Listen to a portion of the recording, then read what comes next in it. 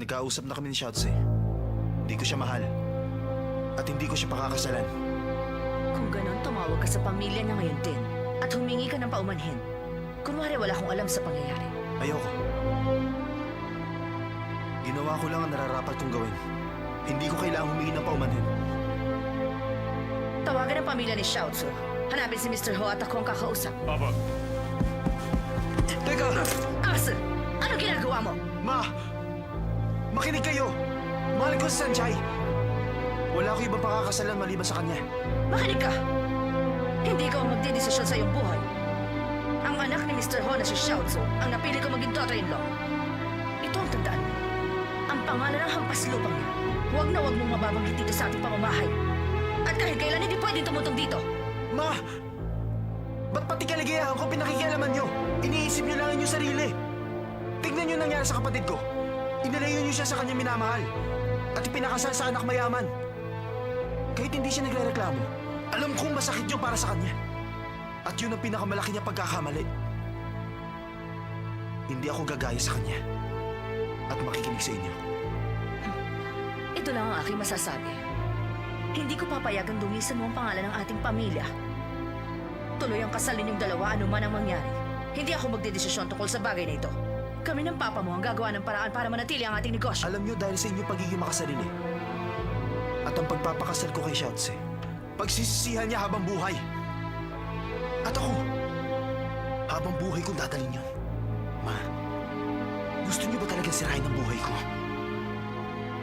Ang balak mong pagpapakasal sa hampas lupang Shanshay na yan, yan ang sisira ng iyong buhay. Kung ang negosyo ng pamilya ho at ang business ng pamilya natin ay hindi magkakasama, hindi mo kakayanin ang kompetisyon sa market kung ikaw na ang hahawak. Kung may natitira ka pang kahihiyan, pakikinggan mo ako at susunod ka sa aking mga sinasabi. Ma, iniisip niyo lang ang negosyo, pera. Ba't kaya hindi niyo subukang isipin ang kaligayahan ng inyong anak? Ayaw niyo ba akong maging masaya, Mama? Ma, talagang ba gusto niyo akong masira? Tumahimik ka na! Hindi kayo magpapatakbo ng buhay ko. Hindi kayo ang sisira ng kaligayahan ko. Sana nga, hindi niyo ako naging anak. Sana hindi na lang ako si Damingse! Bumalik ka rito! Asa! Anong klaseng bahay ito? Oo nga. Parang kasayas ng bathroom sa bahay. Bakit ba kayo nagpunta dito? Hindi zoo ang bahay ko kaya wala kayong makikita. Hindi mahalaga ang laki ng bahay. Ang mahalaga, safe ka. Delikado ko nag-iisa ka. Oo, pero okay lang naman ako dito. Talaga? Papuntayin na lang natin si Azzy. Wag! Ba't ayaw mo? Walang ibang dahilan.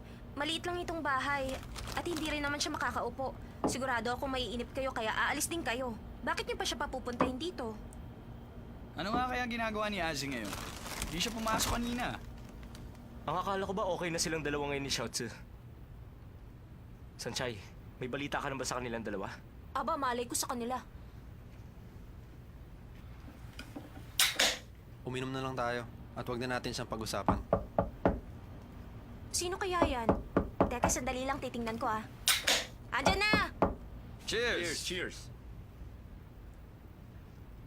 Ugh! Iba ang lasa ng beer pag hindi malamig.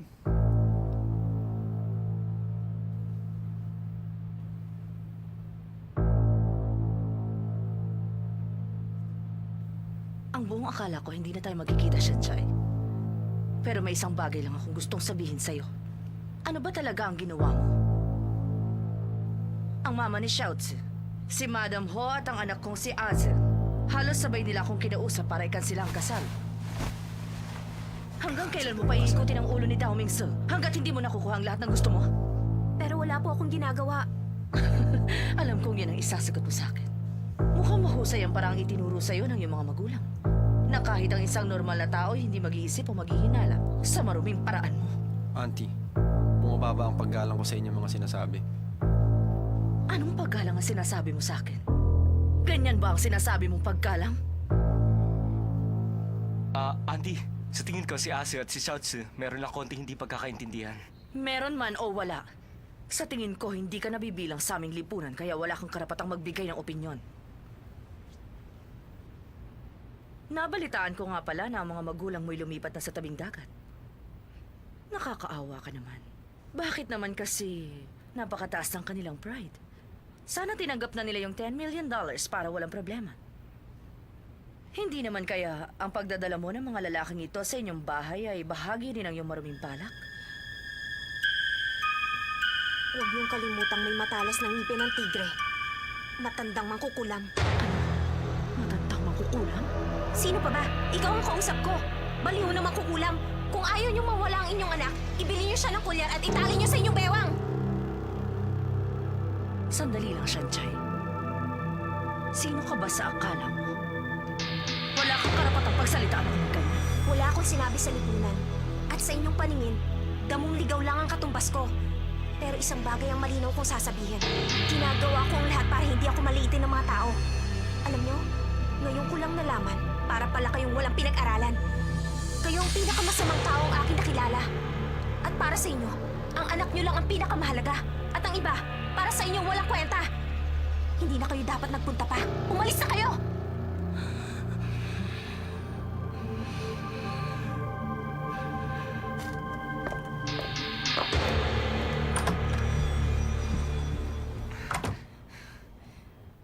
Oh, alright! Ang galing mo! Sanchay!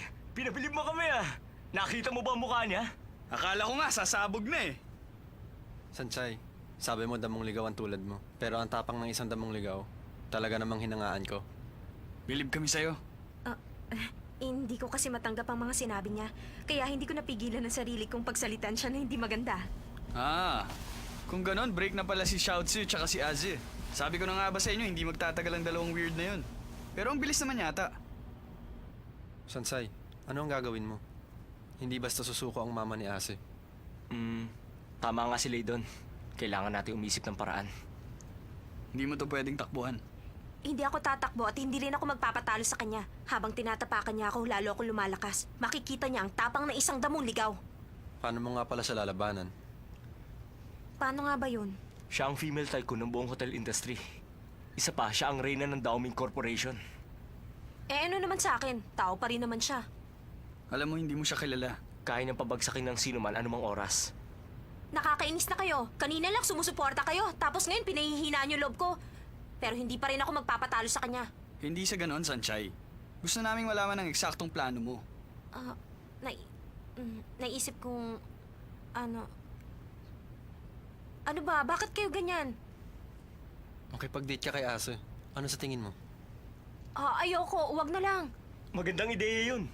Makipag-date ka dun sa anak at asarin mo yung nanay. At dun magsisimula ang gera. Yun ang pinakamagandang paraan para labanan ang mama ni Aze. Alam niyo, hindi ko kayo maintindihan. Tama nga yung Mitsuo. Bakit hindi nila sila mag-anak? Siguradong panalo yun. Kami mag-aanak? Mukha yatang malaking kalokohan yan. Baka itakwil ng Reyna ang bata.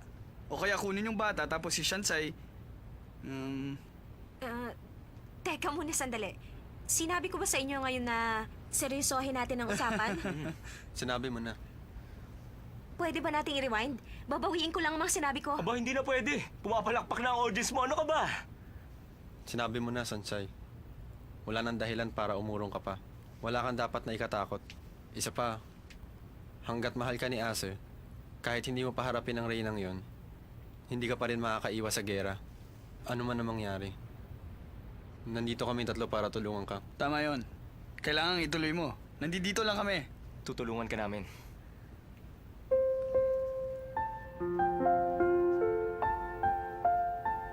Kung ako lang ang papipiliin, mas gugustuhin kong kasama si Lei. At hindi si Dao Mingse. Alam ni Lei kung paano alisin ang aking inaalala. Pero napakasama talaga ng ugali ng mama ni Dao Mingse. Kung lumaki siyang kasama ang ganong klaseng tao, siguradong puno ng problema ang mundo niya. Pero ano nga bang nagtulak sa akin para sumugod sa labanang yun? Siya ba ang pinaglalaban ko ngayon?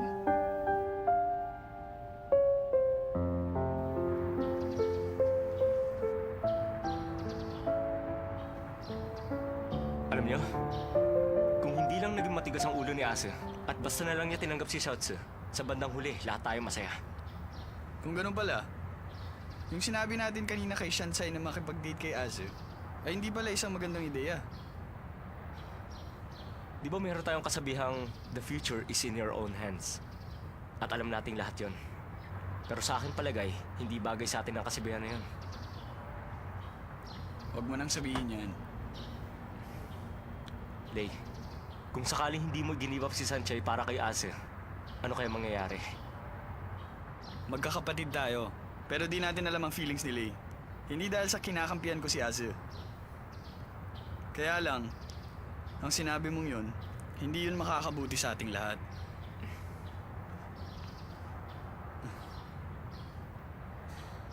Uminom tayo sandali.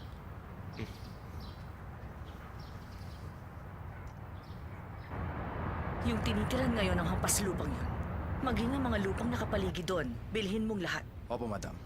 Ako na pong bahala.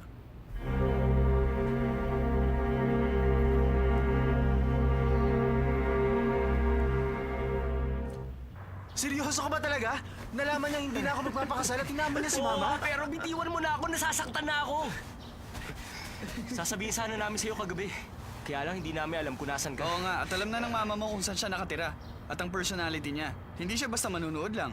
Mag-isa na lang si Sanchay ngayon. At delikado siya sa iyong mama. Kinakailangan natin itong pagplanuhan. Kinakailangan natin siyang bantayang mabuti. Hindi na. Huwag na lang. Makinig kayong dalawa. Huwag kayong pupunta ron. Nag-iisang babae. Tapos may dalawang kasamang manyak. Mas Oo. delikado yung kaysa mama ko. Ano ka ba, Ase? You're barking up the wrong tree. Anong bark-bark? Wala akong pakialam kung sinong tinahulan. Basta wala sa inyong pupunta. Teka, Lei, hindi ka rin pwede pumunta. Okay, walang pupunta sa amin. Ikaw na lang ang pumunta and ride like a knight in shining armor. Ano bang ride yan? Tigilan mo na ang kabastusan mo. Anong bastos? Ano bang iniisip mo? Sabi mo kanina, ride like a knight. Ibig sabihin, protektahan mo siya. Pero ang sabi mo sa akin kanina, ride. Ride like a knight, ibig sabihin, protektahan mo siya. Ito talagang weird na ito. Ano ba yung pinagsasabi nyo? Pwede ba kaming tumigil na dalawa kayo? pang Kayo mali. ba itong mga weird? Seryoso, sinasabi namin sa'yo kanina. Para kasi kayo may balak kay Sanchay. Huh? Baka naman ikaw ang may bahala. Ganun. Halika dito. Ay! Ay! Tama na!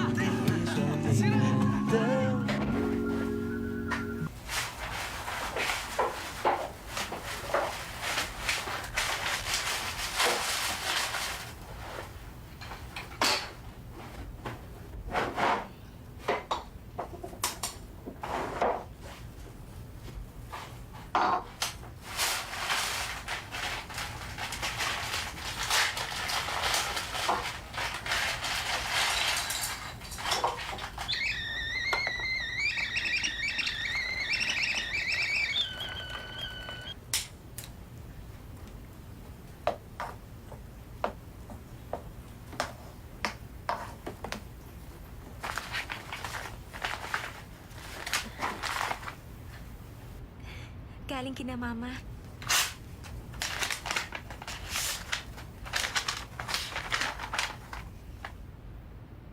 Dear Sanchay, kumusta na ngayon ang mahal kong anak? Talagang miss na miss ka na ni Mama.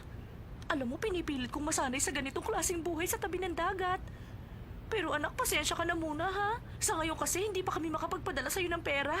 Kaya pansamantala, yung perang kinikita mo sa iyong trabaho, kung maaari, tipirin mo muna. Ang iyong papa naman sa ngayon, talagang sinasanay na rin naman niya ang kanyang sarili sa pangingisda. Sa tuwing mangingisda, palagi siyang nahihilo at nagsusuka. Ang gagawin na lang niya, uuwi na lang siya at magpapahinga. Kaya nga mas madalas wala talaga kaming kita. Pero magkaganon man, ginagawa pa rin ng papa mo ang lahat. Sanchay, ingatan mo sanang mabuti ang iyong sarili ha. Wala ako dyan para samahan ka. Lakasan mo ang loob mo anak. Love, Mama.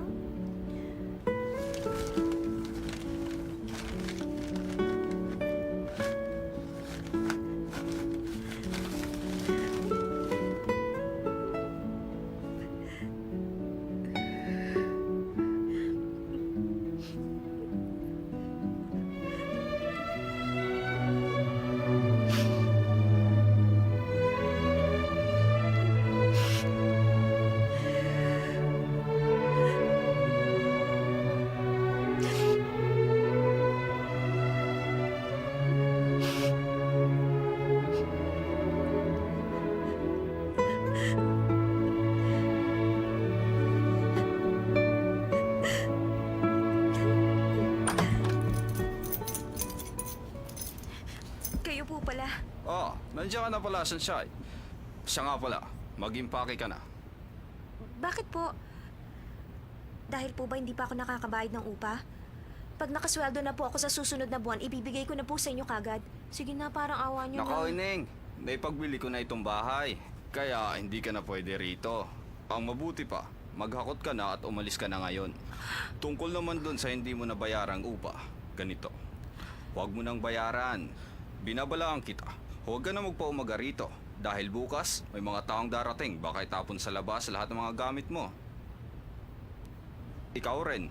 Babalik na lang ako pagkatapos ng 2 oras.